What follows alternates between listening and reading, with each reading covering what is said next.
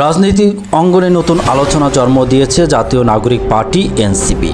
দলটি তাদের প্রতীক হিসাবে শাপলা কলি নিতে যাচ্ছে বলে জানা গেছে। ইতিমধ্যে দলীয় নেতারা এই প্রতীক গ্রহণের আনুষ্ঠানিক প্রক্রিয়া সম্পূর্ণ পথে রয়েছে বলে নিশ্চিত করেছেন। দলীয় সূত্রে জানা গেছে, এনসিপি মনে করে শাপলাকলি প্রতীকটি দেশের ঐতিহ্য, শান্তি ও পূর্ণ জাগরণের প্রতীক। বাংলাদেশে শাপলা জাতীয় ফুল হওয়ায় এটি জনগণের কাছে সহজে গ্রহণযোগ্য হবে বলে দলটির বিশ্বাস। এনসিপির এক শীর্ষ নেতা বলেন, আমরা এমন একটি প্রতীক চাইছিলাম যা জনগণের আশা আশঙ্কাকে প্রতিনিধিত্ব করবে। শাপলাকলি বাংলাদেশের মাটি এবং মানুষের সঙ্গে গভীরভাবে জড়িত।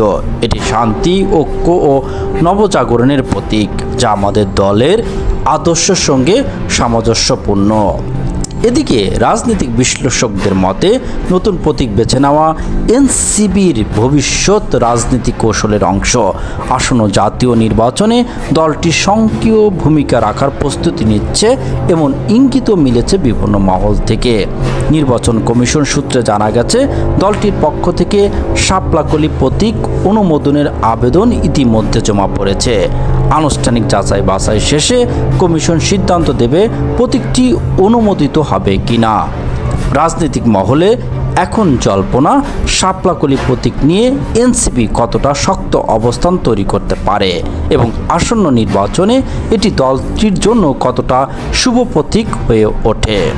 দর্শক, থাকুন ডেইলি নিউজের সাথে এরকম আরও খবর পেতে। ধন্যবাদ।